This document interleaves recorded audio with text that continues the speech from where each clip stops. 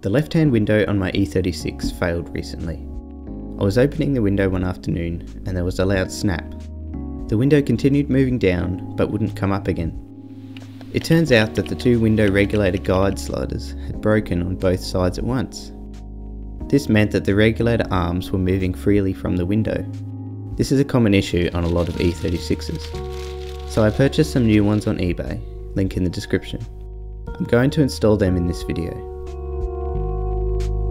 First, we need to remove the door trims. Start by sliding the door handle frame to the right and pull it out. Then use a flathead screwdriver to pull out these two plastic covers under the armrest. And then in my case, I used a 6mm socket to remove the screws underneath.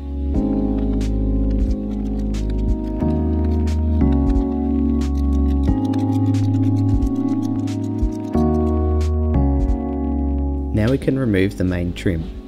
Make your way around the trim edge, releasing all of the clips carefully.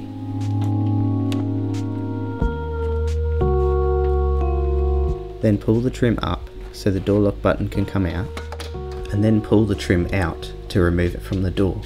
Make sure you disconnect any speaker cables. Next, peel away the plastic covering carefully.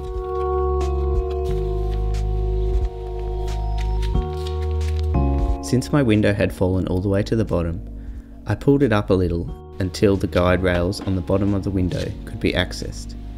One of my broken guide sliders had come out already and was in the bottom part of the door. So I removed the right hand slider by pushing it out of the rail. Here is a comparison between the old and the new sliders. Next, I moved the regulator arms up until the left hand one was aligned with the guide rail. Then I got a new guide slider and installed it onto the rail.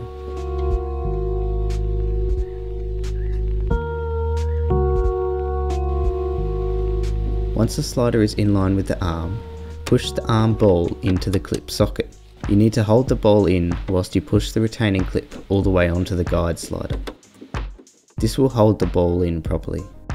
Then to properly access the right hand rail, I needed to carefully move the window down. Then once again, move the new slider in front of the arm ball.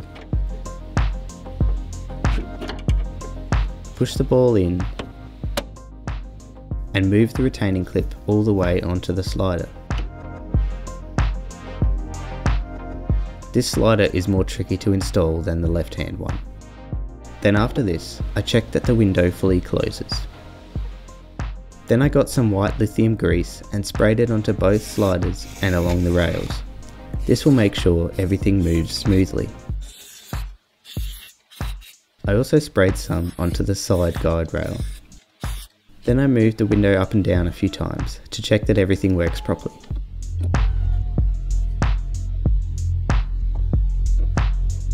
And I made sure that the door open and close window movements worked correctly. Since it's all good, I reinstalled the door trim, replaced the plastic sheet covering,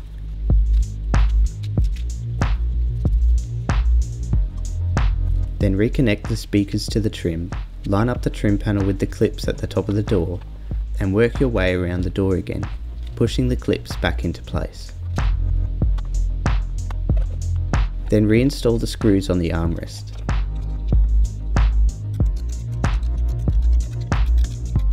Put the plastic covers back on, and then replace the door handle frame.